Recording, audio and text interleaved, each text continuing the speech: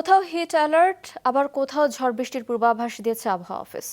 যশোর, চুয়াডাঙ্গা সহ পশ্চিমাঞ্চলে তাপপ্রবাহ অব্যাহত রয়েছে। আগামী ৪৮ ঘন্টায় সিলেট, সুনামগঞ্জের নদ নদীর পানি কয়েকটি পয়েন্টে স্বল্প মেয়াদে প্রাক মৌসুমী বিপদসীমা অতিক্রম করতে পারে। ডেস্ক রিপোর্টে দেখুন বিস্তারিত।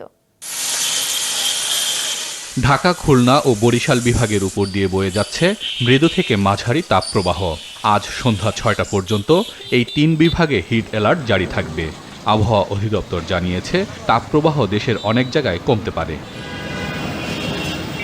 তাপদাহে হাঁসফাঁস জনজীবনে স্বস্তির সংবাদ দিচ্ছে আবহাওয়া অফিস।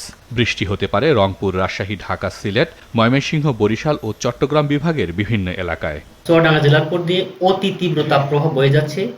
এই তাপপ্রবাহ আর একদিন অব্যাহত থাকতে পারে, তারপর থেকে তাপমাত্রা কমতে শুরু করবে এবং আগামী সপ্তাহের মাঝামাঝিতে বৃষ্টিপাতের সম্ভাবনা আছে।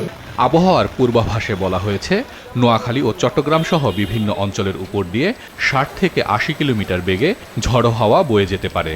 কিশোরগঞ্জের করিমগঞ্জে গতরাতে ঝড়ে গাছ পড়ে ২ জনের মৃত্যু হয়েছে। দীর্ঘ ১ মাস পর আজকে যে বৃষ্টি, হঠাৎ এত বৃষ্টি, আর পানি বাসায় হয়ে গেছে, সবাই ঠান্ডা হয়েছি। প্রচণ্ড তাপদাহে করে আমাদের এই কিশোরগঞ্জে আজকের যে স্বস্তির বৃষ্টি হয়েছে, তাতে আমাদের জনজীবন একদম সুস্থতার মধ্যে আছে, সজীবতা ফিরিয়েছে।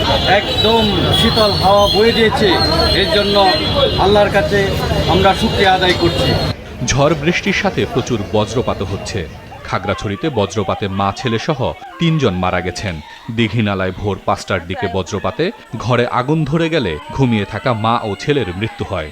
জ্বলে ভস্ম হয়ে যায় ঘর। রামগড়ে মারা যান আরেকজন।